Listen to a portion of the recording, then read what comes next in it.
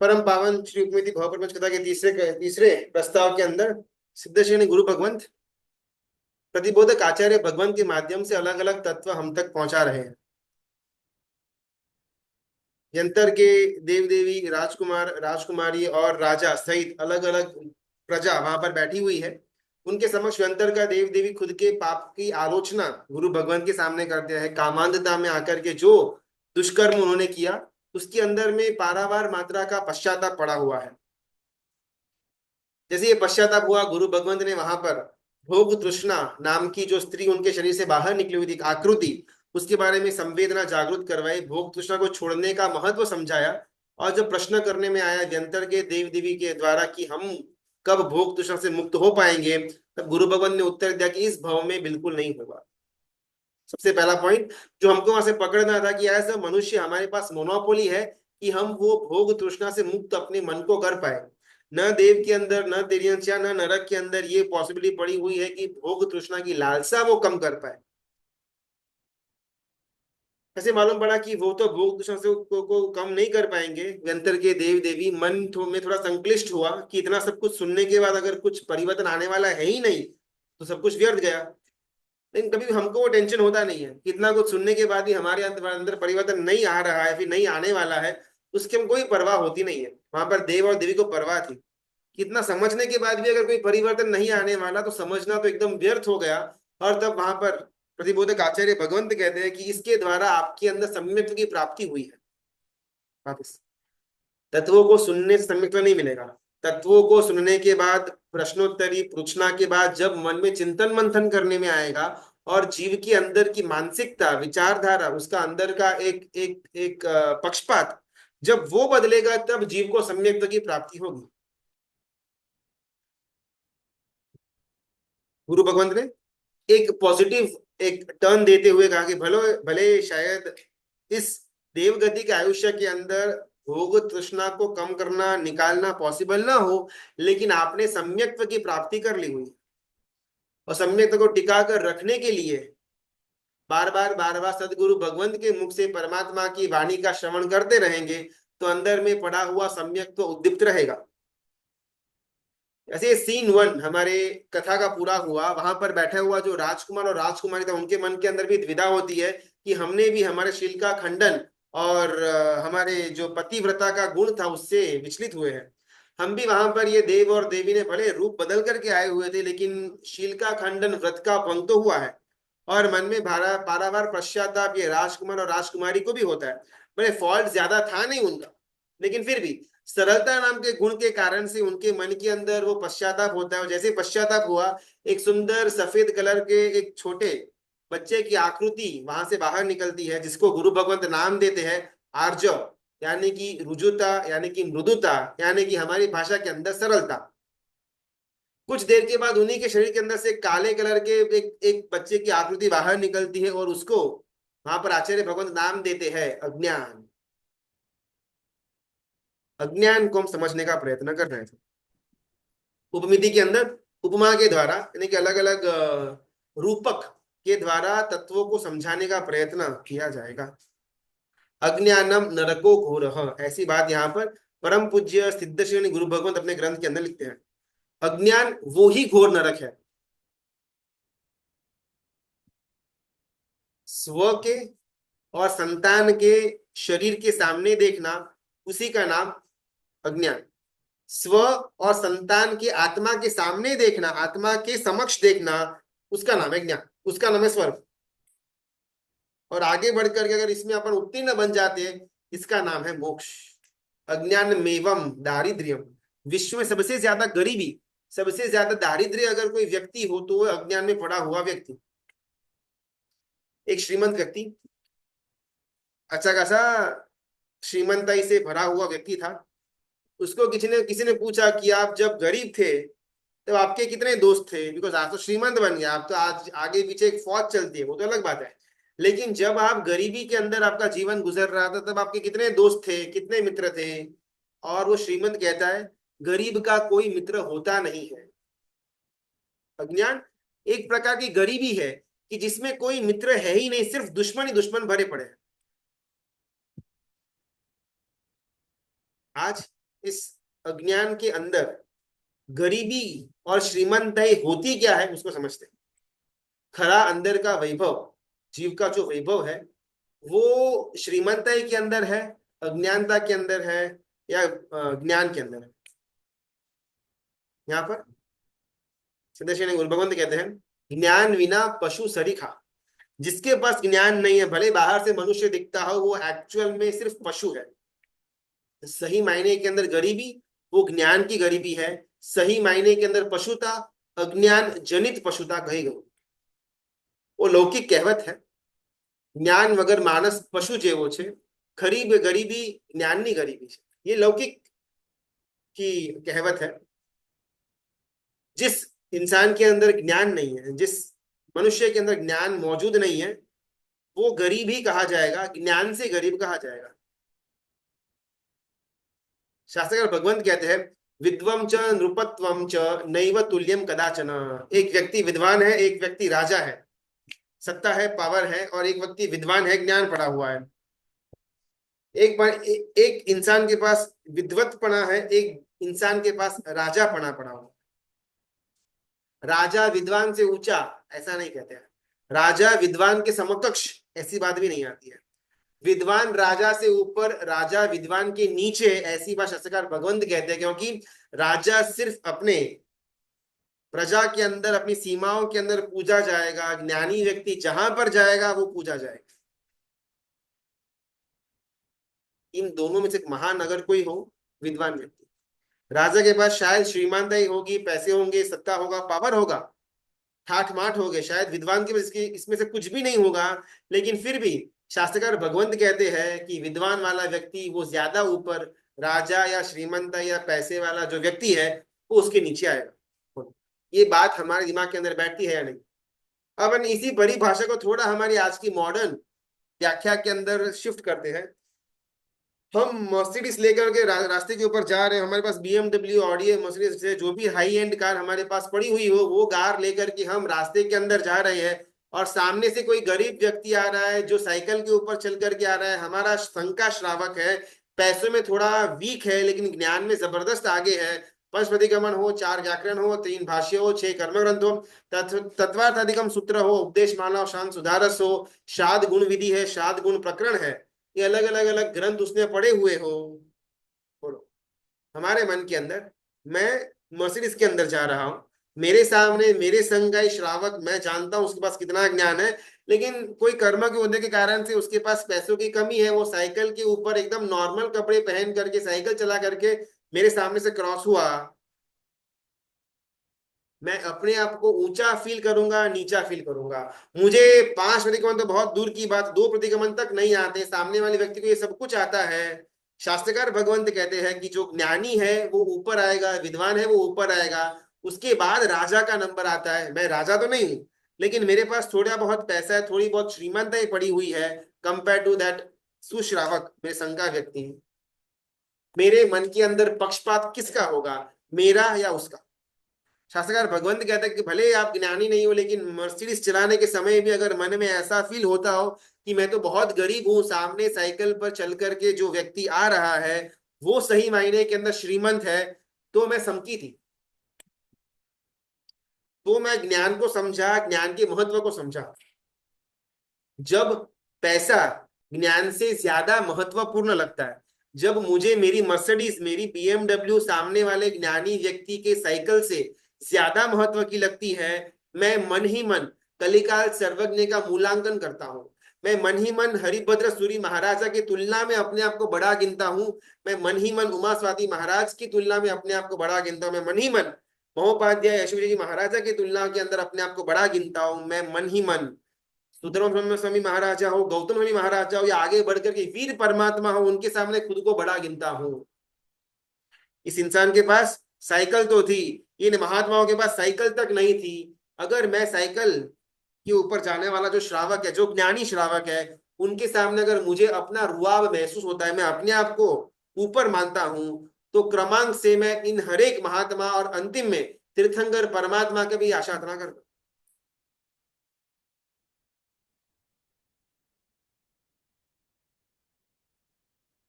हमारे देश के अंदर ना भगवत गीता के ग्रंथ का सबसे ज्यादा उपयोग सौगंध देने के अंदर होता है। शायद भगवत गीता के पठन कम लोग करते होंगे, भगवत गीता के ऊपर हाथ रख के सौगंध लेने वाले लोग ज्यादा होंगे। वैसे ही हमारे यहाँ पर कल्पसूत्र हो, आगम हो, इसका सबसे ज्यादा उपयोग ज्ञान पूजा के अंदर। अपन उसकी उछामणी बोलते हैं, उसकी बोलियां बोलते हैं, ज्ञान की अलग अलग पूजाएं होती है, अष्टप्रकारी पूजा होती है, वासक्षेप पूजा करती है, सोने और चांदी के फूल से वधामणा करते हैं। लेकिन वहां पर हमारे वधामना सिर्फ पैसे के होते हैं, ज्ञान के लिए हमको अंतर में रद्दी भर भी महत्व होता नहीं। हमारी हमारी दृष्टि के अंदर ज्ञान तो एकदम तुच्छ, एकदम शुद्र, टाइम पास, टाइम हो तो लेना वरना कोई आवश्यकता नहीं है, इस स्थिति के अंदर हमने ज्ञान को रखा हुआ है। और यहाँ पर सिद्धेश्वरी मुनि गुरु भगवंत कहते हैं अज्ञान वो नरक का मार्ग है। नरक के अंदर लेकर के जाने वाला अगर कोई हाईवे हो तो वो है अज्ञान। और आगे बढ़कर के जिंदा यहाँ पर मनुष्य लोक के अंदर भी अगर कोई अज्ञान व्यक्ति है, वो नरक के अंदर ही जी रहा है, भले वो भरत क्षेत्र के अंदर जम्बू द्वीप के अंदर मनुष्य के रूप में भले रह रहा हो, लेकिन अगर अज्ञान से पीड़ित है, वो नरक के अंदर की वेदना को ही सहन कर रहा है।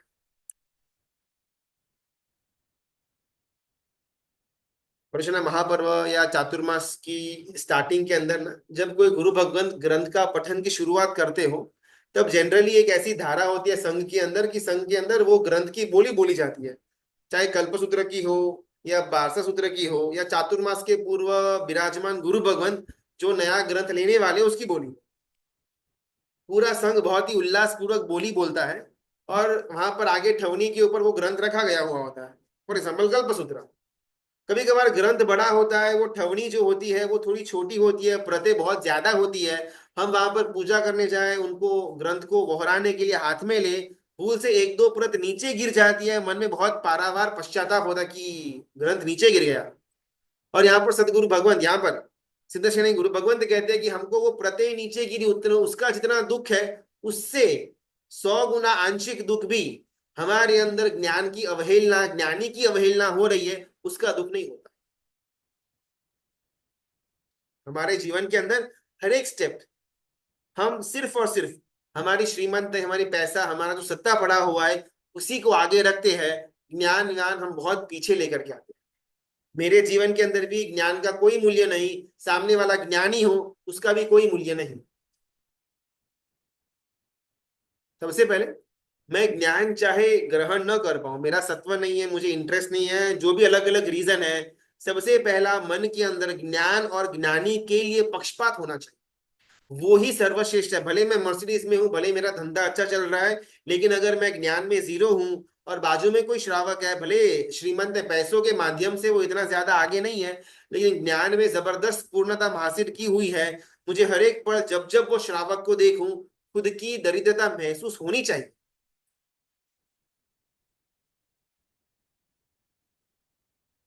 कभी भी ऐसा हुआ कि घर के अंदर हमारे जेवर बहुत ज्यादा बढ़ गए हैं तो मंदिर में जाकर के रख करके आ गए? कभी ऐसा हुआ कि पैसों की गड्डी बहुत ज्यादा बढ़ गई है तो मंदिर के बाहर के जो बैठने का स्थान होता है वहां पर हम चुपचाप गुप्त रूप से वहां पर रख करके आ गए? कभी नहीं। लेकिन जैसे ही घर के अंदर पुस्तक, परमात्मा के फोटो या जो ग्रंथ हमने पढ़ लिया हुआ है या पढ़ा नहीं है, वो ग्रंथ जब बढ़ जाता है, चुपचाप उपाश्रय में जाकर के हम रख करके आ जाते हैं।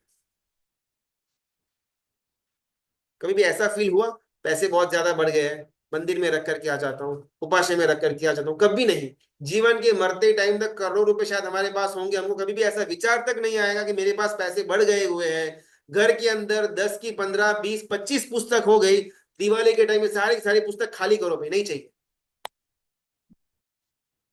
हमारे मन के अंदर ज्ञान को हमने बहुत लास्ट में से मौका दिया हुआ है। घर के अंदर पैसा रहेगा, तिजोरी रहेगी, कपड़े रहेंगे, टीवी रहेगा, लैपटॉप रहेगा, अलग अलग एसी सुख साधन रहेंगे, लास्ट में जगह बची हुई हो तो पुस्तक को रख देंगे, और जब जब जगह कम पड़ रही हो सबसे पहले पुस्तक बाहर जाएगी।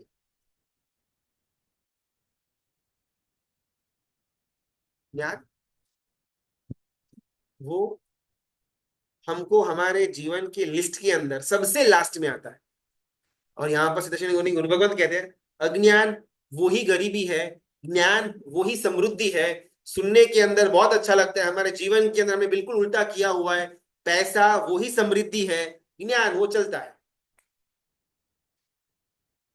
हमने हमारे जीवन के अंदर प्रामाणिकता से पूछ करके देखना चाहिए कि जितना प्रयत्न, जितना पुरुषार्थ हमने पैसे के लिए, सत्ता के लिए, पावर के लिए, अपने नाम के लिए, फेम के लिए किया, क्या उसका एक आंशिक प्रतिशत भी पुरुषार्थ हमने ज्ञान की प्राप्ति के लिए किया है क्या?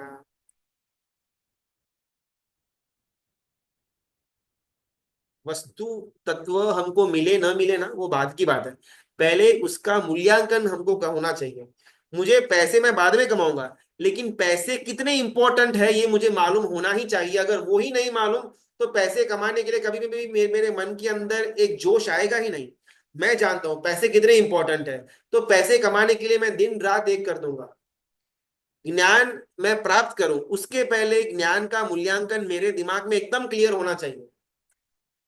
एक दिन मेरे पैसे लुट जाएंगे शायद उतना दुख नहीं होगा, लेकिन अगर एक दिन मैं ज्ञान मेरा लुट जाएगा, अगर मेरा ज्ञान लुप्त हो जाएगा, उसका दुख मुझे ज्यादा। मैं शायद बचपन के अंदर 10 12 15 साल का था तब पाठशाला के अंदर जाता था, उस समय मैंने वंदित तो किया था, 2 प्रतिक्रमण 5 प्रतिक्रमण किए हुए थे।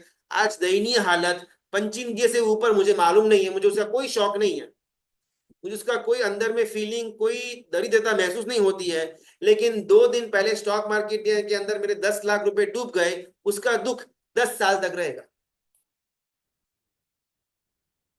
मैंने पुरुषार्थ से अर्जित किया हुआ ज्ञान मैंने घुमा दिया, मेरे प्रमाद के कारण से, मेरी शॉर्ट कमिंग से कारण से, उसका मुझे मन के अंदर कोई विचार तक नहीं। 2 4 5 लाख यहाँ वहां हो गए, उसका दुख सालों तक मेरे मन के अंदर पड़ा रहेगा। पहले अपन अपनी अंदर की जो जो मान्यताओं का फर्क है, जो पक्षपात का मिसमैच है, उसको पहचानते हैं। ज्ञान बाद में आएगा, लेकिन सबसे पहले we have to set our priority straight. ये निश्चय की बात है, चाहे व्यवहार के अंदर दिखे या न भी दिखे, लेकिन मन के अंदर एकदम जड़बे सलाह के क्लियर होना ही चाहिए। श्रीमंताई वो ज्ञान के अंदर है। पैसों से श्रीमंताई का मूल्यांकन नहीं किया जा सकता।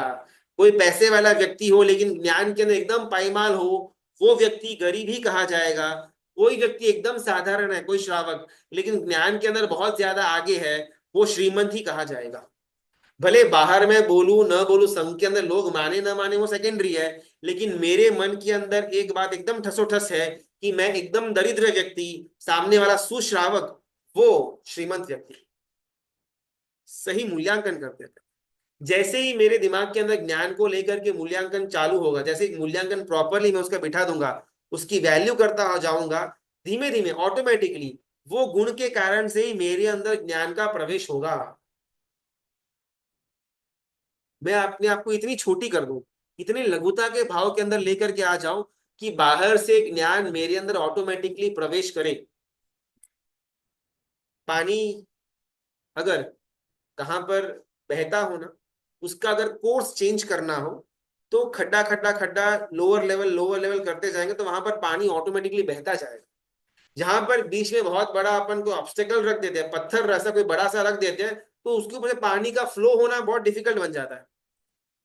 मुझे सबसे पहले वो लघुता का भाव लेकर के आना पड़ेगा। मेरी जो भ्रमणा है, जो पत्थर, जो एक पर्वत बनकर के अंदर पड़ी हुई है, उस भ्रमणा को, उस पत्थर को चकनाचूर करना पड़ेगा। मान्यता क्लियर करो। श्रीमंताई वो पैसे के अंदर नहीं है, श्रीमंताई वो सिर्फ और सिर्फ ज्ञान के अंदर। सेकंड, अज्ञानी जीव दुखी रहता है, अज्ञानी जीव नरकगामी बनता है, अज्ञानी जीव नरक की वेदना को सहन करता है। ये श्लोक, ये सूत्र, ऐसी बात यहाँ पर सतशिनी गुणी गुरु भगवंत ने कर दी, और उसका एक्सप्लेनेशन देने जा रहे हैं। जिस प्रकार जो कामी, जो कामांध व्यक्ति होता है, उसको विजातीय पात्र की जरूरत होती है। जिस प्रकार रस लोलुप व्यक्ति होता है, उसको संडे आए और होटल की जरूरत होती है। कोई घूमने का शौकीन जो व्यक्ति है, उसको वेकेशन आए और हिल स्टेशन की जरूरत होती है। इसी को अज्ञान कहा गया। अज्ञान वो इच्छाओं का, जरूरत का मूल है।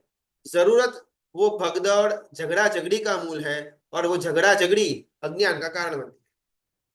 शांति से स्व के अंदर लीन होना, शांति से खुद के ज्ञान के अंदर, तत्वों के चिंतन के अंदर, मंथन के अंदर, परावर्तन के अंदर लीन होना, इसको सुख का रास्ता यहाँ पर शास्त्रीकार भगवंत कहते हैं। ये सुनने के अंदर अपने को बहुत प्रॉपर लगता है, बैठ भी जाता होगा, लेकिन हमारे जीवन के अंदर अनुकरण करने के अंदर बहुत कम। इमेजिन कि हमारी जो वृत्ति है ना, बस सुनते जाओ, नॉन स्टॉप सुनते ही जाओ। अच्छा तत्व आए, कोई अच्छा ग्रंथ का प्रवचन भी होता हो, स्वाध्याय होता, गुरु भगवान की वाचना की श्रेणी चलती हो, बस नॉन स्टॉप सुनते ही जाओ। वो सुनने के बाद मुझे जीवन के अंदर कोई परिवर्तन लेकर के आने का है तो बिल्कुल भी नहीं। तो प्रॉब्लम क्या होगा नहीं से? समझो कि ऐसी मेरी वृत्ति है, ऐसी हमारी वृत्ति है, इस वृत्ति को लेकर के ऐसा कुछ पढ़ के अंदर हमारा आयुष्य का बंद हो गया कि हम स्वाध्याय कर रहे थे अच्छे भाव के अंदर, ऐसा कुछ हमारे आयुष्य का बंद हो गया, और फॉर सम रीजन भवांतर के अंदर हमको महावीर क्षेत्र के अंदर जन्म मिला, जहां पर साक्षात श्रीमंत स्वयं परमात्मा हमको मिले हुए हो। इमेजिन वहां पर हम उनकी पसदा के अंदर बैठे, हमने प्रवचन भी सुना, लेकिन अंदर में जो संस्कार पड़ा हुआ था, यहाँ से सुनना और यहाँ से निकाल देना, वो पसदा के अंदर समोसन के अंदर मैं और आप हम बैठे हुए होंगे। हमारे सामने शायद एक दो तीन 400 500 1000 5000 लोग उठ करके परमात्मा के सामने नृत्य करके दीक्षा का ग्रहण कर रहे हुए होंगे। हम वहां पर अपने कपड़े झाटक करके घर पर आकर के सो जाएंगे, क्योंकि अंदर में संस्कार ही ऐसे पड़े हुए हैं।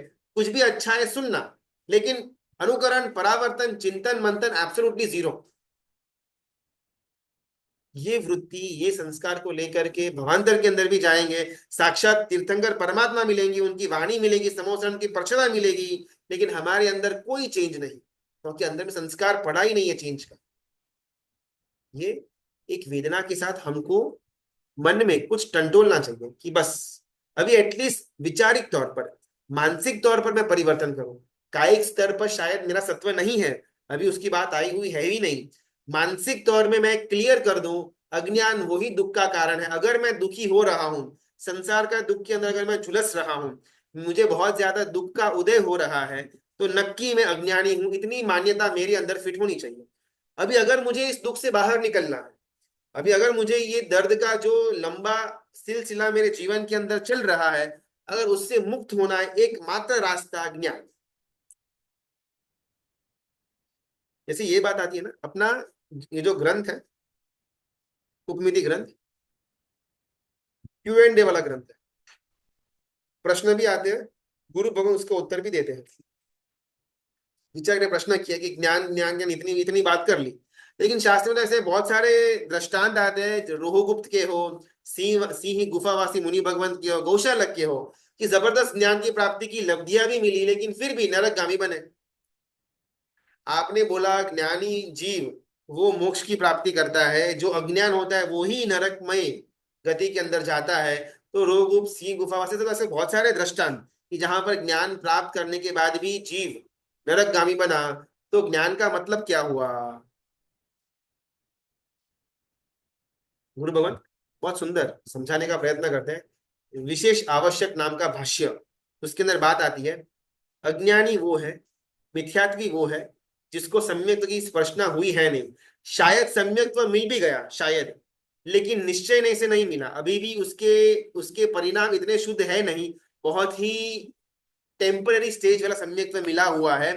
वैसा जीव जब गुरु की मर्यादा से बाहर जाता है, वो जीव मिथ्यात्वी बन जाता है। जो अज्ञानी है, जिसके अंदर सम्यक की स्पर्शना नहीं हुई है, या अगर हुई भी है, निश्चय नहीं से नहीं हुई है, व्यवहार से वो श्रावक के उसने गुण ग्रहण किए हुए, श्रावक के व्रत ग्रहण किए हुए हैं, या व्यवहार से सर्ववीरती का वेश पहना हुआ है, लेकिन निश्चय से अभी भी सम्यक की स्पर्शना नहीं हुई है, वैसा जीव जब कभी भी गुरु की मर्यादा से बाहर जाएगा, वो परम मिथ्यात्वी बन जाएगा। रोगुप्त आचार्य भगवंत हो, सिंह गुफावासी मुनि भगवंत हो, या गौशालक हो, भले ज्ञानी थे, लेकिन मन में अज्ञान पड़ा हुआ था, मन में अभी स्वच्छंदता का मार्ग पड़ा हुआ था, जिस कारण से हल्का सा गुरु से अलग हुए और परम मिथ्यात्वी बन गए। इसी विचार ने प्रश्न किया, ये ज्यादा समझ में आया नहीं, तो अभी मुझे मेरे जीवन में करना क्या? और बहुत सुंदर यहाँ पर अपने को प्रैक्टिकल रास्ता देते हैं शास्त्रकार भगवंत। गुरु पारतंतम नाणम, गुरु प्रत्यय का संपूर्ण समर्पण भाव से जो ज्ञान की प्राप्ति की जाए, उस ज्ञान की बात यहाँ पर आती है। मैं खुद पुस्तक पढ़ करके, मैं खुद अपने विचारधारा से खुद को ज्ञानी मान लूं, ये अज्ञान ही कहा जाएगा। गुरु पारतंत्रम नाणम, ज्ञान गुरु की परतंत्रता वाला होना चाहिए, गुरु के प्रति संपूर्ण समर्पण भाव वाला होना चाहिए।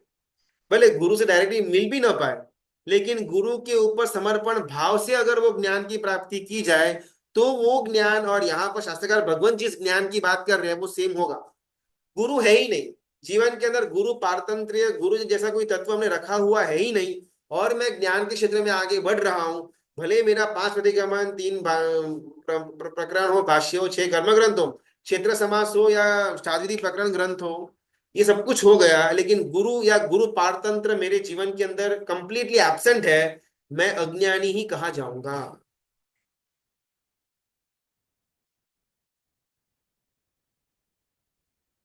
ऐसा क्यों, इसने प्रश्न किया। मैं जो ज्ञान के पठन कर रहा हूं, अगर वो ज्ञान गुरु के पारतंत्र के बिना का हो, आपको प्रॉब्लम क्या है? और बहुत सुंदर यहाँ पर एग्जाम्पल देते हैं। मिथ्यात्वी और सम्यक्त्वी के ज्ञान के पीछे बहुत हल्का सा भेद। मिथ्यात्वी ने जो ज्ञान की प्राप्ति करी हुई है वो सिंगल एंगल, सिंगल नए में रखेगा, कभी भी अलग अलग नए में उसको पहचानने का प्रयत्न नहीं करेगा, और अलग अलग नए आएगा वो उस ज्ञान को इंप्लीमेंट नहीं कर पाएगा। संकीर्णी जीव जो है, भले ज्ञान प्राप्त किया हुआ हो एक ही एंगल के अंदर, लेकिन गुरु पारतंत्रता पूर्वक किया हुआ होगा तो अलग अलग एंगल्स में, अलग अलग नए के अंदर सेम ज्ञान को वो इंप्लीमेंट कर पाएगा। फॉर एग्जाम्पल, मैं एक श्रावक हूं, ये एक एंगल हुआ। मैं किसी का पति भी हूं, मैं किसी का पुत्र हूं, मैं किसी का भाई हूं, मैं किसी का चाचा, मैं किसी का फूफा भी हूं। ये अलग अलग एंगल्स हुए, मैं व्यक्ति एक ही हूं, लेकिन मेरे 5 6 7 8 अलग अलग एंगल्स, अलग अलग नहीं हुए। मिथ्यात्वी मेरे को श्रावक की तरह ही समझेगा, मुझे कभी भी किसी का पति, किसी का भाई, किसी का पुत्र के एंगल में समझ ही नहीं पाएगा, क्योंकि गुरु का पारतंत्र नहीं है। पुस्तक में मुझे श्रावक की तरह बोला गया था, जस्ट वहां पर लिखा है इसके लिए आप श्रावक, फुल स्टॉप। आप किसी के पति, किसी के भाई हो ही नहीं सकते। ये जड़ता, ये एकांतवाद कब आएगा? जब व्यक्ति का ज्ञान गुरु पारतंत्र पूर्वक का न हो तब। लेकिन अगर मैंने अपना ज्ञान गुरु का पारतंत्र से लिया हुआ होगा, गुरु किसे लिया हुआ होगा, तो जब ये लाइन ग्रंथ के अंदर आएगी कि मैं श्रावक हूं, साथ में गुरु भगवान मुझे ये ज्ञान भी देंगे, ये सिर्फ श्रावक नहीं है, ये इसके अलग अलग पर्यायों में से अभी श्रावक का पर्याय उपसा करके बाहर निकाला हुआ है, बल्कि ये जीव किसी का पति भी है, किसी का पुत्र भी है, किसी का भाई भी है। तो बहुत एक स्थूल एग्जाम्पल हुआ, लेकिन एक एक तत्व के अंदर जब गुरु का पारतंत्र होगा तब हमको नयों की शुद्धि मिलेगी। सिर्फ हमारे मत के हिसाब से, हमारी इच्छा, हमारे स्वच्छंदता से अगर अपन ज्ञान में आगे बढ़ते हैं तो अलग अलग नए, अलग अलग एंगल्स हमारे लिए बंद हो जाते हैं, और आगे जाकर के वही तत्व, वही ज्ञान अंदर में जड़ता पैदा करवाता है। अनेकांतवाद, स्यादवाद, जो हमारे शासन का, जैन शासन का मोनोपोली है, और किसी भी धर्म के अंदर इसका मिलता जुलता एक भी तत्व नहीं, स्यादवाद का और अनेकांतवाद का। अगर मैं ज्ञान प्राप्त करूं और मेरे ज्ञान के अंदर ये मूल मोनोपोली वाला जो तत्व है वो ही गायब हो जाए, तो मेरा ज्ञान अज्ञान स्वरूप ही कहा जाएगा। अज्ञानम परमो रिपु। एक एक करके अज्ञान के अलग अलग फैसेट्स को, अलग अलग एंगल से अज्ञान को समझाने का प्रयत्न परम कारुणिक सिद्ध श्रेणी गुरु भगवान कर रहे हैं। अज्ञानम परमो रिपु, रिपु यानी कि दुश्मन। अगर सबसे बड़ा कोई दुश्मन हो तो उसका नाम है अज्ञान। ऐसा क्यों बोला? तो गुरु भगवंत कहते हैं कि दुश्मन का एक काम है दुखी करना। दुश्मन हो, शत्रु हो, दुखी करेगा। अगर मेरा कोई शत्रु हो, मैंने शत्रु उसको मान लिया हुआ हो, या फिर वो अगर एक्चुअल में मेरा शत्रु हो, जैसे ही वो मेरे सामने आएगा मुझे ऑटोमेटिकली उसका दर्शन करके मुझे मन के अंदर दुख होगा, कहाँ इससे मेरा भेंटा हुआ, आज पूरा दिन बिगाड़ेगा। दुश्मन की हाजिरी मात्र दुख का प्रारंभ कर सकती है और करती है। अज्ञान की हाजिरी मात्र हमारे अंदर दुखों की परंपरा का प्रारंभ करती है। अज्ञानम परमो रिपु। गुरु भगवान बिहार से निकल रहे थे, कहीं और गांव के अंदर जाना था। साथ में कोई ज्यादा श्रावक या ऐसे कोई विहार ग्रुप था नहीं, 5 7 महात्माओं का ग्रुप था। आगे जाकर के दो रास्ते स्प्लिट हो रहे थे, कहाँ जाना था एग्जैक्टली मालूम नहीं था। वहां पर गुरु भगवान 2 5 मिनट खड़े रहे, कोई 2 3 ऑटो वाले मिले जो सामने खड़े थे। गुरु भगवान रास्ता क्रॉस करके उनसे पूछने गए कि हमको फलाना फलाना गांव तक पहुंचना है, कौन सा रास्ता ले। एक ऑटो वाला कहता है कि साहिब जी आप यहाँ से आगे से आप लेफ्ट ले लो, आपको बहुत इजीली आ जाएगा। वही जो दूसरा ऑटो वाला जो सुन रहा था, एकदम से मन में गुस्सा हो गया कि तू तू तू उसका दुश्मन है क्या? क्यों महात्मा को गलत रास्ते पर भेज रहा है? साहिब आप यहाँ से ना, आप यहाँ से जाओ तो फटाफट पहुंच जाओगे। दुश्मन व्यक्ति हमेशा गलत रास्ते पर लेकर के जाएगा, सही व्यक्ति सही रास्ते पर लेकर के जाएगा। अज्ञान परमो रिपु, रिपु मतलब शत्रु, और सादा वादा नहीं, एकदम परम एक्सट्रीम कैटेगरी का अगर कोई हमारा दुश्मन हो, एक्सट्रीम कैटेगरी का कोई जो दुख दे पाए, उसका नाम है अज्ञान। अभी ऐसा अज्ञान को परम शत्रु क्यों बोला गया है? सादा वादा भी कुछ बोल सकते थे ना, परम क्यों? और यहाँ पर गुरु भगवंत कहते हैं परम दुख देने की ताकत परम शत्रु के अंदर है, और परम शत्रु अज्ञान है। अज्ञान परम दुख देता है। तो ये तो आपने बोल दिया, लेकिन प्रूफ कैसे करोगे, किसी ने पूछा। और गुरु भगवंत कहते हैं अज्ञान अपने साथ दुखों की परंपरा लेकर के आता है, दुखों का प्रवेश द्वार बन जाता है। इष्ट का वियोग, यानी कि जो मुझे पसंद था उसका वियोग होना, और अनिष्ट का संयोग होना, जो वस्तु मुझे पसंद नहीं उसका संयोग होना। मुझे आम का रस बहुत भाता है, उसका वियोग हो गया। अभी आइंबेल के अंदर कड़िया तो मैं पी रहा हूं, अनिष्ट है, मुझे भाता नहीं है, उसका संयोग हुआ। ये मेरे अंदर दुख जन्माएगा किसी भी अवस्था के अंदर। ये तो बहुत एग्जाम्पल छोटा सा था, लेकिन हमारे जीवन में हमको कभी भी दुख उत्पन्न होता है तो यही दो ऑप्शन होते हैं, इष्ट का वियोग हुआ, अनिष्ट का संयोग हुआ, आइदर और या फिर दोनों हुआ। मुझे पैसे बहुत पसंद थे, इष्ट थे मेरे लिए, उसका वियोग हुआ, मुझे बहुत दुख हुआ। जैसे इष्ट का वियोग हुआ, गरीबी जो पसंद नहीं है उसका संयोग हुआ, और ज्यादा दुखी मैं बना। मुझे कोई लड़की पसंद थी, मेरी गर्लफ्रेंड थी, उसके साथ मेरी शादी नहीं हुई, इष्ट का वियोग हो गया, बहुत दुख हुआ। लेकिन जो लड़की से मेरी शादी हुई है बिल्कुल पसंद नहीं है, अनिष्ट का संयोग हुआ। जीवन के किसी भी दुख के अंदर बस यही दो कारण है, इष्ट का वियोग होना और या अनिष्ट का संयोग होना। अभी ये इष्ट और अनिष्ट जो है वो ज्ञान के ऊपर निर्भर है। इष्ट और अनिष्ट के अगर थोड़ा अंदर की सतह पर जाएंगे ना, राग और द्वेष आएगा। उससे थोड़ा पर अंदर जाएंगे, अज्ञान आएगा। अज्ञान था, राग द्वेष हुआ। राग द्वेष था तो इष्ट का वियोग में दुख हुआ, अनिष्ट का संयोग के अंदर दुख हुआ। अगर मूल में अज्ञान होगा ही नहीं तो इष्ट हो या अनिष्ट हो, उसका संयोग हो वियोग हो, कोई फर्क पड़ने वाला नहीं है। अन्नानम परमम दुखम, ये जो है इष्ट का संयोग, इष्ट का वियोग और अनिष्ट का संयोग, उसको समझते हैं कथा के माध्यम से। एक राजा, कथा लंबी है बहुत, शॉर्ट में अपन लेते हैं अपने को उस पॉइंट तक पहुंचना था। एक राजा जिसको बहुत ही ज्यादा अपनी कलाओं का गुरु था, जब देखो तब अपनी कलाओं की बड़ाई करता था, नगर के सामने, मंत्रियों के सामने, और अपनी अंतःपुर की रानियों के सामने, कि मैं तो ये, मैं तो वो, मेरे पास ये है, मेरे पास वो कला है, मैं ऐसा भी कर सकता हूँ, मैं वैसा भी कर सकता हूँ, ऐसा बहुत बार बार बोलता था। और एक्चुअल में वो राजा के पास कला भी थी, नहीं थी ऐसा नहीं था, लेकिन बहुत ज्यादा उसका उसको घमंड, घमंड तो नहीं, लेकिन बहुत ज्यादा उसको उसका प्रोपोगेंडा करने का आदत था। ये जो रानियां थी, रानियों को ये बार बार उसका बड़ा चढ़ा सुना करके उनको थोड़ा मन के अंदर बोरिंग सा फील हो, जब देखो तब राजा खुद की होशियारी मारता रहता है। ये रानियों ने नक्की किया कि हम लोग ना स्त्रियों की जो कला होती है उसमें उत्तीर्ण होते हैं, और वो कला को राजा के सामने दिखाएंगे तो राजा को झक मार करके बोलना पड़ेगा इस कला के अंदर मैं तो कुछ नहीं, आप आ गए। रानियों ने सब्जी जो होती है, सब्जी, खाना बनाना, पकाना वगैरह, जो स्त्री की कला के अंदर, चौसठ कला के अंदर आता है, उसका बहुत सुंदर अभ्यास किया गुरु के साथ। और उन्होंने वहां पर सुंदर प्रकार से सब्जी को छिलका उतार करके वहां पर रखा कि देखो कितनी अच्छी तरह से हमने यहाँ पर ये किया हुआ है, राजा को दिखाया। राजा ने बोला भी इसमें तो क्या है, तो मैं भी कर सकता हूँ। अभी रानी ने शायद एक हफ्ता, 10 दिन, 15, 20, 25 दिन ट्रेनिंग लेकर के इस स्टेज तक पहुंचे हुए थे, वो रानियां सब मिल करके, और राजा ने एक ही सेकंड के अंदर उसको उड़ा डाला कि भी इसमें तो क्या, तो मैं भी कर सकता हूँ। तो रानी का आया गुस्सा कि अब जब देखो तो अपनी खुद की बड़ाई करते रहते हो, हमने भी तो यहाँ पर कुछ किया हुआ है, हमारी भी तो कभी कभी प्रशंसा किया करो। राजा ने कहा कि ये काम तो आपसे ज्यादा अच्छी तरह से मैं कर सकता हूँ, इसमें आपकी क्या प्रशंसा करो। राजा ने चैलेंज दिया, अगर इससे अच्छी तरह आप कर सकते हो करके दिखाओ। राजा ने इस चैलेंज को अपने घमंड पर ले लिया और बोला यार ये तो कुछ भी नहीं है, इससे नेक्स्ट लेवल का मैं आपको प्रदर्शन करवा करके दिखाता हूँ। कुछ डिस्टेंस के ऊपर एक फल रखा, बाण के द्वारा, एरो के द्वारा वो फल की जो बाहर की जो स्किन थी उसको निकाला।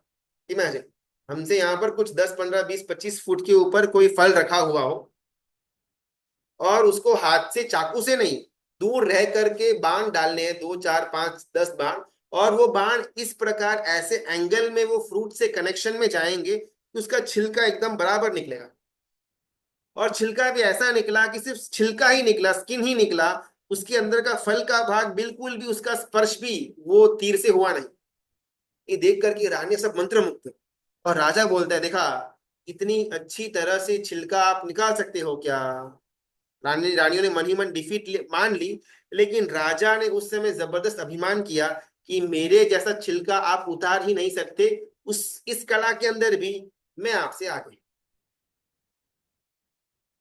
कथा क्या आभास हुआ होगा। भावांतर के अंदर वो राजा का जीव श्रावक बनता है, गुरु भगवान से मिलन होता है, संयम की भावना उत्तीर्ण होती है, दीक्षा जीवन पाल रहे हैं, दीक्षा जीवन के अंदर गोचरी के लिए नगर के अंदर पधारे हुए हैं। नगर में राजमहल के ऊपर अंदर एक रानी, वो गुरु भगवान को देख के एकाएक मालूम पड़ा कि ये तो मेरे भाई महाराज है। कैसी गर्मी के अंदर कृष शरीर हो चुका हुआ है, तपस्या के कारण से बहुत दुर्बल हो चुके हैं, मन में बहुत शुभ भाव प्रगटा कि मैं कैसी सुखशीलता के अंदर पड़ी हुई हूँ और ये कैसे धर्म के मार्ग के अंदर आगे बढ़े हुए हैं। खुद की लघुता का भाव आया और ये लघुता के भाव के अंदर से रानी की आंखों में से एक अश्रु की बूंद बाहर निकली। राजा अपने कमरे से छुप करके देख रहा था कि रानी किसी पर पुरुष को, भले वो मुनि भगवंत है, लेकिन किसी पर पुरुष को देख करके उसके आंखों से आंसू निकले। राजा को मन में खराब विचार आया कि जरूर ये उसका कोई ना कोई पास्ट का प्रेमी रहा हुआ होगा। खंदक मुनि भगवंत जो नीचे से गुजर रहे थे, जिनका पर्याय को देख करके रानी को मन में बहुत ज्यादा संवेदना आई, वो खंदक मुनि तो अपना कार्य कर रहे थे, गोचरी वहर करके अलग अलग घरों से सुपात्र दान का लाभ देते हुए उपास्य तक पहुंच रहे थे। राजा ने अपने सेवकों को भेजा और बोला कि वो मुनि भगवंत को उधर का उधर स्टॉप करो।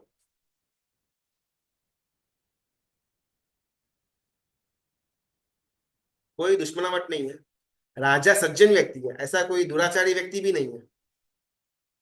लेकिन खंदक मुनि भगवान के पूर्व में किया हुआ पाप का उदय इस भव के अंदर राजा को ऐसा विचार देता है कि मैं उसकी चमड़ी निकालू। और वो राजा यानी कौन? पूर्व भव के अंदर जिस फल का छिलका राजा ने उतारा हुआ था, वो फल भवांतर के अंदर, फल के अंदर का जीव भवांतर के अंदर यहाँ राजा बनता है। और सहसा पूर्व भव के वैर के कारण से वो फल के जीव इस राजा को मन में भाव होता है कि मैं खंदक मुनि भगवान की शरीर की चमड़ी जिंदा होते हुए निकाला। ऐसा तो हमने हमारे जीवन में कितनी बार किया हुआ होगा। ऐसा श्राविका घर के अंदर रसोई बनाई, बहुत अच्छी बनी है, टेस्टी बनी है, और ज्यादा कुछ अपन इसमें टेस्ट ऐड करते हैं, लोगों के मुख से मेरी रसोई की वाहवाही निकल जाए। शायद एवरी डे हमारे मन में ये भाव होगा, बोले ना बोले वो बात अलग है, लेकिन मन में भाव जरूर होगा कि मेरा खाना टेस्टी बनना चाहिए, मेरे खाने की तारीफ मेरे घर वाले करने ही चाहिए। और विशेष से अगर बाहर से कोई गेस्ट आ रहे हो, काम ही खत्म, उनके मुख से मेरे खाने की तारीफ निकलनी ही चाहिए। वो राजा ने एक बार अपना जो छिलका उतारने का उनका जो कला थी, सो कॉल कला थी, उसको लेकर के इतना अभिमान घमंड किया कि भवांतर के अंदर जिंदा वो खंदक मुनि भगवंत के शरीर के ऊपर की चमड़ी निकाली गई। हम शायद एवरी डे फ्रीक्वेंटली हमारे द्वारा किए गए पापों की अनुमोदना करते होंगे। अज्ञान परम दुखम, अज्ञानम परमो रिपु। हमने क्यों किया ऐसा? हमारे खुद के पापों की प्रशंसा क्यों की? अज्ञान। हमको मालूम नहीं था कि ये वापिस आकर के हमको दुख देगा, ये जीव को की जो मैं हिंसा कर रहा हूँ, ये जीव भवांतर में आकर के ये या फिर किसी और रूप के अंदर मुझे यही वेदना देने वाला है। उस समय मेरे पास ये ज्ञान था ही नहीं। अज्ञान परमो रिपु। और यहाँ पर कर्म सत्ता एकदम न्यायी है। जस्ट बिकॉज हमको मालूम नहीं था इस कारण से मेरा पाप कम होगा, बिल्कुल भी नहीं। शायद मुझे मालूम होता अगर ये वस्तु की ऐसा होता है, तो अभी अगली बार जब भी ऐसा कुछ घटना घटेगी, खाने की हो या फिर कोई पाप की प्रवृत्ति की हो, एट द मिनिमम मेरे मन के अंदर प्रशंसा तो नहीं होगी। तो ऑटोमेटिकली खंदक मुनि भगवान के साथ जो चमड़ी उतारने की प्रक्रिया करने में आई, उससे शायद मैं बच जाऊंगा। क्यों बचा? ज्ञान आया, इसके लिए मैं बचा। लेकिन हमने हमारे मन के अंदर पैसों को इतना ज्यादा स्थान दिया हुआ है कि ज्ञान को हमने बहुत तुच्छ गिना हुआ है। अगर ये ज्ञान शायद मुझे 10 15 20 साल पहले मिल गया हुआ होता, फॉर एग्जाम्पल, तो पिछले 15 20 सालों में मैंने एज अ श्राविका घर के अंदर रसोई करते हुए जितनी भी पाप की प्रवृत्तियों की मैं प्रशंसा मनोमन कर रही थी, उससे पीछे हट गई हुई होती, तो शायद पाप का ठेला थोड़ा कम भरता। ये तो बहुत एक स्थूल एग्जाम्पल हुआ। ऐसे तो अज्ञान के कारण से हम हमारे जीवन के अंदर पल पल पापों का बंद कर रहे हैं। एक ज्ञान अगर मुझे मिल जाता, तो शायद बहुधा सारे के सारे पापों का बंध मेरे जीवन से बंद हो जाता। जैसे मैं जीता हूं, केवल ज्ञानी भी जीते हैं। जिस जीव को केवल ज्ञान का प्रकटीकरण हो चुका हुआ है, लेकिन अभी आयुष्य कर्म बाकी है, जो अभी केवल ज्ञानी के पर्याय के अंदर विचरण कर रहे हैं, जैसे मैं खाता हूं वैसे ही वो खाते हैं। जैसे मैं श्वास ले रहा हूं वैसे ही वो श्वास ले रहे हैं, जैसे मैं बोल रहा हूं वैसे ही वो बोल रहे हैं, लेकिन उनको बिल्कुल भी पाप का बंध नहीं। और अगर मैं सोचूं, उसके अंदर भी ज्ञानी गुरु भगवान कहते हैं कि मुझे पाप का बंध होगा अगर मैं अज्ञानी हूं तो। हर एक एक्टिविटी अगर ज्ञान के सहित की जाए, वो निर्जरा का या पाप कर्म बंध से पीछे हटने का काम करती है। वही एक्टिविटी अगर अज्ञान के सहित की जाए, वो पारावार मात्रा में पाप का बंध करवाती है। राजा ने इशारा कर दिया अपने सैनिकों को कि जाकर के वो जो मुनि भगवान दिख रहे हैं उनको रोको और उनकी चमड़ी निकाल दो। जस्ट इमेजिन, अगर हम वहां पर होते और राजा ने ऐसा ऑर्डर हमारे लिए दिया हुआ होता, जाकर के वो भाई जो खड़े हैं ना, उनकी चमड़ी आप निकाल दो, हम कितना चिल्लाते चीखते, हम प्रोटेस्ट करते कि वैसे फालतू का आप थोड़ी सब ऑर्डर दे सकते हो। आपको क्या राइट्स क्या है आपको मेरी चमड़ी निकालने का? ऐसे तो मैंने क्या गुनाह किया हुआ है? कितना अनाप शनाप हमारे मुंह से निकलता, भागते रोते यहाँ वहां पर लड़खड़ाते रहते। शायद पूरा का पूरा जीवन राजा से बच करके भागने के अंदर हमारा व्यतीत हो जाता। और यहाँ पर शराब बुद्धि मुनि भगवंत चू तक नहीं करते। उल्टा सामने आने आए हुए जो 4 5 सैनिक थे, उनसे पूछते हैं कि मैं किस पोजीशन के अंदर खड़ा रहूं तो आपको चमड़ी निकालने में इजी रहे, वैसा आप बोलो, वैसा मैं खड़ा रहता। कोई पूछा ही नहीं आखिर मेरा फॉल्ट क्या है। आखिर आप मुझे ऐसी सजा दे कैसे सकते हो? क्योंकि उनके पास ज्ञान था। वो जानते थे ये शरीर भी मेरा नहीं है, ये कपड़े भी मेरे नहीं है, चमड़ी भी मेरी नहीं है। जो निकल रहा है वो कुछ और है, मेरा नहीं है। हम अपने शरीर को अपना शरीर मानते हैं, अपनी चमड़ी को अपनी चमड़ी मानते हैं। व्यवहार की बात नहीं हो रही है। निश्चय से अपन क्लियर तो रहे कि ये शरीर मेरा है ही नहीं। ये है ज्ञान। जब तक जीव के अंदर अज्ञान पड़ा रहेगा, जीव हर एक पल के अंदर दुख की अनुभूति करेगा और पर भव के अंदर नरकगामी बनता है। हाँ, खंड प्रणाम सर। बोल सकते। जब गौशाला ने भगवान महावीर का विरोध किया, मतलब उनके एक स्टेटमेंट पे ऐसा है। तो वो टाइम पे पहले वो ज्ञानी था, लेकिन उसको एक चीज जची नहीं, तो उसमें उसका अज्ञानता का कारण था कि मतलब कि उसके पहले के कर्म का कारण है sir। ज्ञानी की बात हमने यहाँ पर की। गुरु का पारतंत्र्य हो, गुरु के प्रति समर्पण भाव पूर्वक ज्ञान का ग्रहण करने की बात आती है। गौशाला ने अपने जीवन भर के अंदर भले ज्ञान ग्रहण किया, तीर्थंकर परमात्मा से ग्रहण किया, लेकिन कभी भी समर्पण का भाव रखा ही नहीं था। हमेशा मन के अंदर मैं कैसे बड़ा बनूं, लोग मेरी कैसे वाहवाही करे, उसी का टारगेट रख करके ज्ञान पड़ा हुआ था। मैं कैसे अच्छी तरह क्लास ले पाऊं, कैसे लोग मेरी वाहवाही करे, अगर इसका मुझे टारगेट हो, मैं परम अज्ञानी। यहाँ पर शास्त्रकार भगवंत ने गौशालक को अज्ञानी कहा हुआ है, और 2 वर्ष भी न सीख पाए ऐसे मास्तुष मुनि को परम ज्ञानी बोला हुआ है। ज्ञान की क्वांटिटी वो मैटर नहीं करती है। गुरु पारतंत्र पूर्वक, गुरु की समर्पणता के भाव पूर्वक है तो आप ज्ञानी। स्वच्छंदता वाला ज्ञान है, भले 9 पूर्वक का 10 पूर्वक का भी ज्ञान क्यों ना हो, आप अज्ञानी के अज्ञानी ही रहेंगे।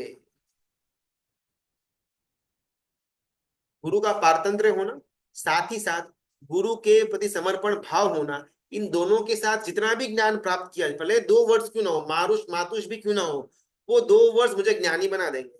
गुरु का समर्पण भाव, गुरु का पारतंत्र नहीं है, और मैं ग्रंथों के ऊपर ग्रंथ का पठन करता जाऊंगा, मैं अज्ञानी ही कहा जाऊंगा। हमारी दुविधा क्या होती है ना, मोहनीय कर्म जो है ना, धर्म के अंदर धर्म बुद्धि लेकर के आने की अनुमति देगा, अधर्म के अंदर अधर्म की बुद्धि भी लेकर के आने की अनुमति देगा। गुरु की व्यवच करनी चाहिए, संसार के अंदर की असरता नहीं, मतलब संसार के अंदर का आसक्ति नहीं रखनी चाहिए। धर्म के अंदर धर्म भावना, अधर्म के अंदर अधर्म भावना पैदा करवाने का काम भी मोहनीय कर्म करवाएगा, लेकिन एक रेंज तक। गुरु का समर्पण भाव एक रेंज तक, संसार की असरता एक रेंज तक। जैसी वो रेंज क्रॉस हो जाती है, गुरु के लिए समर्पण भाव मेरे मन में एकदम कम हो जाता है। जैसे ही गुरु का जो वचन है, गुरु का जो जो नियम है, जो पचखान है मेरे लिए, अगर वो मेरे संसार के ऊपर की आसक्ति को कम कराने वाला बन जाता है, मैं गुरु को छोड़ देता हूं, तब तक गुरु श्रेष्ठ है। तो मोहिनी कर्म का एक प्रकार है जो धर्म के अंदर भी धर्म बुद्धि क्रिएट करवाएगा, लेकिन एक लिमिट रखेगा। उस लिमिट से बाहर जैसे ही जीव जाएगा, तुरंत से वो मोहनीय कर्म उस पाथ से जीव को पीछे खींच लेगा। मुझे गुरु के ऊपर समर्पण भाव है, कोई प्रॉब्लम नहीं है, लेकिन जैसे ही गुरु की तरफ से कोई आज्ञा आती है, जो आज्ञा मुझे मन में बैठती नहीं है, मेरे विचारों को वो ऑपोज करती है, मेरे लिए गुरु का समर्पण भाव, गुरु सब गया तेल लेने, मेरे विचार ही उस समय प्राधान्यता ले लेते हैं। ये टिपिकल है मोहनीय कर्म का, जो जो स्वभाव है ये है। भ्रमणा करवाए, अधर्म के अंदर धर्म की बुद्धि करवाए, वो तो बहुत सिंपल है, वो तो हर एक को होगा।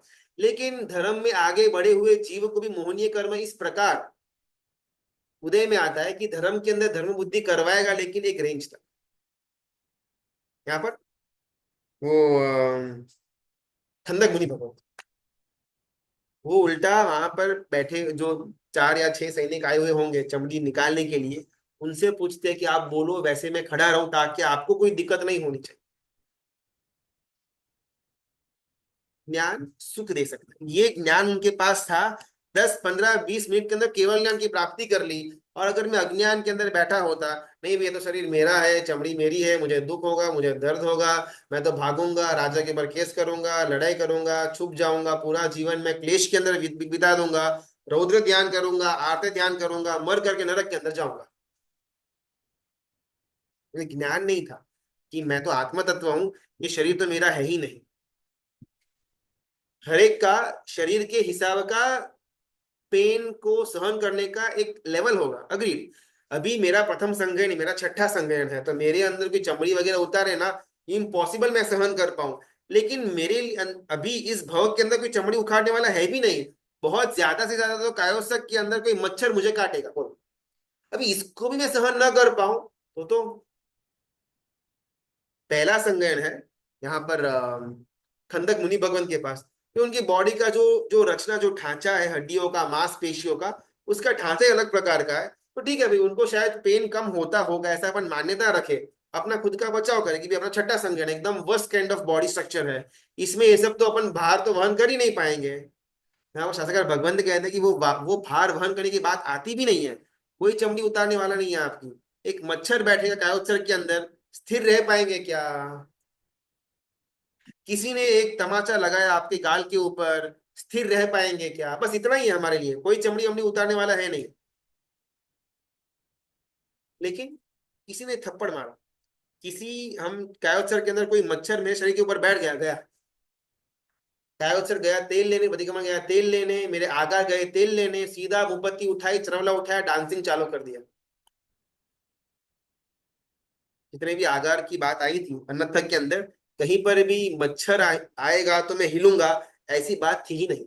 खांसी आई, छींक आई, हिलन चिलन और श्वासोश्वास का वो सब बराबर है, लेकिन मच्छर बैठा मैं हिला सकता हूँ क्या, ऐसा आगार की छुट्टी हमने ली ही नहीं थी।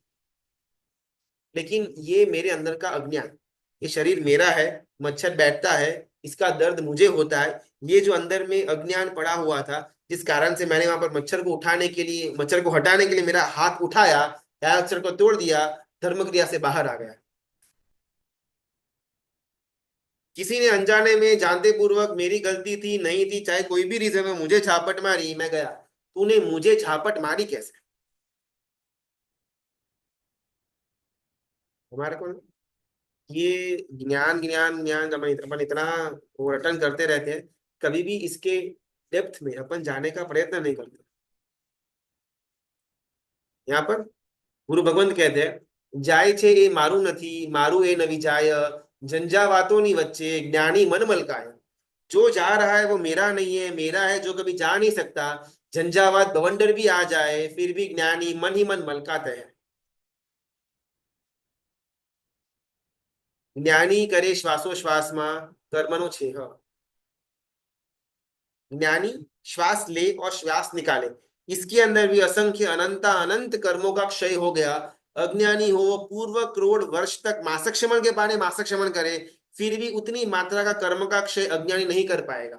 इतनी मात्रा, जितनी मात्रा ज्ञानी ने एक श्वास लिया एक श्वास निकाला, उसके अंदर जितनी कर्मों की निजरा हुई, उतनी कर्मों की निजरा वो अज्ञानी पूर्व करोड़ वर्ष के तपस्या के बाद भी नहीं कर पाएगा। बात यहाँ पर तप मार्ग को नीचा दिखाने की नहीं है, बात यहाँ पर ज्ञान मार्ग को उठाने की है।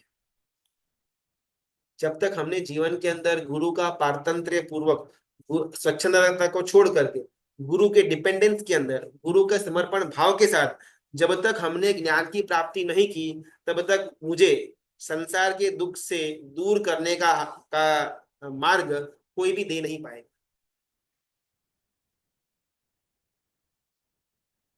यहाँ पर खंदक मुनि भगवंत के शरीर के ऊपर से वो चमड़ी निकाली जा रही है सेवकों के द्वारा, और उनके मन के अंदर दो विचार हो सकते हैं, ये तो हमारी कल्पना है। जो चमड़ी उतारने में आ रही है वो चमड़ी उनकी है ही नहीं, पहला थॉट उसके अंदर। और सेकंड थॉट धीमे धीमे करके अंदर जाते हैं, चमड़ी शरीर की उतर रही है, आत्मा की ही नहीं, आत्मा उसमें मिश्रित नहीं है, आत्मा बस उस अवस्था को देख रहा है दृष्टा भाव के माध्यम से। ये एक स्टेज अगर हमको करना आ गया ना, चिक्कार मात्रा का कर्म का निर्जरा हमारा जीव करेगा। किसी भी वस्तु के अंदर आत्मा दृष्टा भाव के अंदर आ जाए, किसी भी वस्तु के अंदर घटना के अंदर आत्मा साक्षी भाव में आ जाए, बस मैं वहां पर हूं, मुझे इस घटना के अंदर इन्वॉल्व होना है ही नहीं। आपको चिल्लाना है आप चिल्लाओ, मैं सुनने की एक्टिंग करता हूं, मुझे उससे कुछ लेना है ही नहीं। आपने शरीर को मारा, मैंने भी देखा कि आपने शरीर को मारा, मैं साक्षी था, बात खत्म। मच्छर बैठा, आत्मा ने देखा मच्छर बैठा, शरीर के ऊपर बैठा हुआ है, मुझे कोई लेना देना है ही नहीं, साक्षी भाव में आगे बढ़ो। खंदक मुनिवन सोचती है चमड़ी निकाली उसने, चमड़ी मेरी थी नहीं शरीर की थी, साक्षी भाव में उतर गए। वो सैनिक चमड़ी उतार रहे हैं, खंदक मुनि भगवान का आत्मा देख रहा है कि उसके शरीर की चमड़ी निकल रही है, बड़े ही शांत समाधि पूर्वक साक्षी भाव से देख रहे हैं, चमड़ी निकल गई, खंदक मुनि भगवान को केवल ज्ञान हो गया।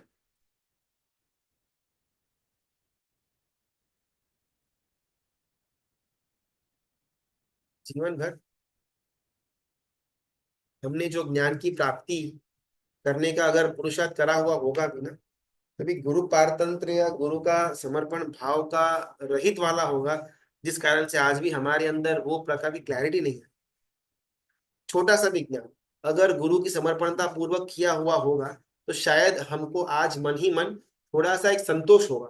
आज हाथ रख करके अपने आत्मा पर सोचने जैसा है, समझो कि अभी का अभी हम में से किसी का आयुष्य कर्म पूरा हो जाए, बोलो, मालूम पड़े कि 1 घंटे के अंदर 2 घंटे के अंदर हमारा जय जिनेन्द्र होने वाला है, मन में हमको पश्चाताप वसवसा होगा नहीं होगा, क्या ये रह गया पूरा का पूरा जीवन इस वस्तुओं के पीछे भागा भागा, नौकरी के पीछे भागा, पैसों के पीछे, नाम के पीछे, लेकिन धर्म के लिए टाइम ही नहीं दे पाया।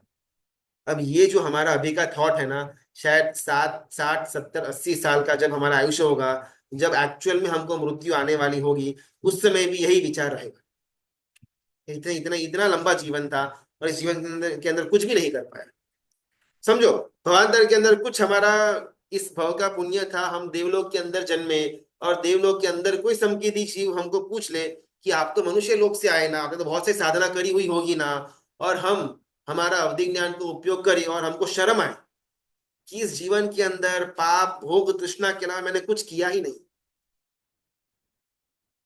और जो हमारा साथी देव होगा उसको किस मुख से हम उत्तर भी दे पाएंगे, कहेंगे कि पूरा भाव के अंदर मैंने बस मौज मजा मस्ती ही करा हुआ है, कुछ काम नहीं किया। कहीं ना कहीं हमारे अंदर ये जो एक अंदर अंतिम समय को लेकर के एक वसवसा अंदर में एक खालीपा न रह जाए, वो लक्ष्य में रख करके भी हमारा अभी का जीवन के अंदर कुछ परिवर्तन, नक्कर परिवर्तन मानसिक तौर पर सबसे पहले लेकर के आने की जरूरत है। अज्ञान के बारे में गुरु भगवंत और क्या समझाते हैं वो अपन अगले क्लास में देखने का प्रयत्न करेंगे। आज समय हुआ, आज यहाँ पर रखते हैं। हो सकता गुरु जी, रिकॉर्डिंग नहीं आई 2 दिन की। प्लीज हो सके तो भेजना ना वो। फ्राइडे और सैटरडे की, फ्राइडे थर्सडे और फ्राइडे की, और एक 3 फरवरी की भी बाकी है गुरु जी। वो जो आपने वो इंद्र का कंपैरिजन करके बताया था ना, साधु का, वापिस भेज। वो रिकॉर्डिंग अगर हो सके तो दे देना, भेज देना। जी। प्रणाम जी हाँ, गुरु जी, बस वो उसके लिए। प्रश्न क्या था, एक जगह पे भगवान की प्रतिष्ठा चल रही है, वहां पर मंदिर को सभी फ्रूट से सजाया, चलता है क्या? देखो, बहुत बार ना अपने को अपना ज्ञान जिस क्षेत्र का है ही नहीं, या फिर good night Anaya, sleep well, take care. एक सेकंड, ये प्रश्न करूंगा। अपना जिस क्षेत्र के अंदर का कर्तव्य है ही नहीं, वहां के बारे में सोच रखना, इसको अनर्थ दंड कहा गया हुआ है। फॉर एग्जाम्पल, मोदी को क्या करना चाहिए अगर मैं सोचता रहूं, भले राष्ट्र हित के लिए है, मुझे कोई यहाँ राष्ट्र का अहित नहीं करना है, राष्ट्र का हित ही करना है, लेकिन मोदी को ऐसा करना, मोदी को वैसा करना, मुझे मालूम है कि ये भव पूरा हो जाएगा, लेकिन मेरी बात मोदी मानने वाला नहीं है, लेकिन फिर भी मैं सोचता रहा, ट्रंप को ऐसा करना, ट्रंप को वैसा करना, अगर ये मैं सोचता हूँ, इसको अनर्थ दंड का पाप कहा गया हुआ यहाँ, यानी कि जहां पर मेरा कोई क्षेत्र है ही नहीं, जहां पर मेरा कोई कर्तव्य नहीं है, जहां पर सोचने से या बोलने से कोई भी परिवर्तन आने वाला है ही नहीं, क्योंकि मेरा कार्य ही नहीं, मेरा कार्य क्षेत्र नहीं है, वहां पर वो चीज के बारे में सोचना, उसको अनर्थ दंड का पाप कहा गया। अभी मंदिर के अंदर शोभा करी हुई है, वो फ्रूट से की है, वो फूल से करी हुई है, अगर मैं वो मंदिर का ट्रस्टी हूँ तो मैं ये डिसीजन ले सकता हूँ, सोच सकता हूँ कि भाई ये सही है, गलत है, चेंज करना है, नहीं चेंज करना है, चाहे कुछ भी हो। मैं उस संघ का सदस्य हूं नहीं हूं बहुत बड़ा प्रश्न है, और अगर हूं भी तो भी क्या मेरी बोलने की ताकत है? नहीं है। तो भी जैसा भी किया हुआ हो, अपन अंदर जाए, परमात्मा की आंगी का दर्शन करें अहोभाव पूर्वक, और बाहर आ जाए, काम खत्म। अपने को फालतू की पंचायती के अंदर जाना क्यों? अगर मेरा कार्य का क्षेत्र है तो प्रश्न तो उत्तर अलग आएगा। फॉर एग्जाम्पल, समझो कि मैं कोई संघ का वो ट्रस्टी हूँ, और मेरे कहने के कारण से ही वो सब कुछ हुआ था, वो फूलों का सजावट फलों का सजावट हो या जो भी हो, तो उसमें सबसे पहला पॉइंट ये आएगा, वहां पर जो गीता गुरु भगवान थे, उनकी आज्ञा पूर्वक किया हुआ था या नहीं था, बस इतना ही मेरे अंदर का प्रश्न होगा। अगर गीता गुरु भगवान की इसके अंदर आज्ञा थी, फुल स्टॉप, काम ही खत्म। फिर चाहे वहां पर फल रखे थे नहीं रखे थे, उसका कोई उचित अनुचित मुझे सोचना है ही नहीं। गीता गुरु भगवान ने इसके लिए अनुज्ञा दे दी, काम पूरा। अभी मैंने मेरी स्वच्छता पूर्वक किया हुआ है, मैं श्रावक हूँ, मैं उस संघ का ट्रस्टी हूँ, मैंने मेरे आइडिया से करवाया, कोई गुरु भगवान, कोई गीता तक किसी का कोई भी मैंने इनपुट या उनकी कोई आज्ञा ली नहीं थी, मैंने अपने मन से खुद की स्वच्छंदता पूर्वक किया, चाहे सही भी किया हुआ हो, मैं हमेशा गलत ही कहा जाऊंगा, बिकॉज गुरु की आज्ञा से दूर, गुरु की आज्ञा के अलावा उससे विपरीत मैंने कार्य किया। गुरु की आज्ञा है बिंदास करो, गुरु की आज्ञा नहीं है और फिर भी मैंने किया, तो वो चीज हमेशा गलत ही कही जाएगी। तो इसमें आंसर अलग अलग हुए। अगर मैं सिर्फ दृष्टा हूं, मैं वहां का कोई नॉर्मल श्रावक हूँ, सिर्फ और सिर्फ दर्शन करने के लिए गया हुआ हूं, तो मेरा उत्तर अलग आएगा। लेकिन अगर मैं वहां का ट्रस्टी हूँ, मेरे पास कंट्रोलिंग अथॉरिटी है, तो मेरा उत्तर अलग आएगा। परमात्मा की आज्ञा विरुद्ध कुछ भी बोला हुआ हो तो इच्छा में विक्रम का बहुत बहुत धन्यवाद। थोड़ा मानसिक परिवर्तन ज्ञान को लेकर के, ज्ञान का मूल्यांकन को लेकर के हमारे जीवन में आए, ऐसा हम सब पुरुषार्थ करें। इसका बहुत बहुत धन्यवाद। प्रणाम।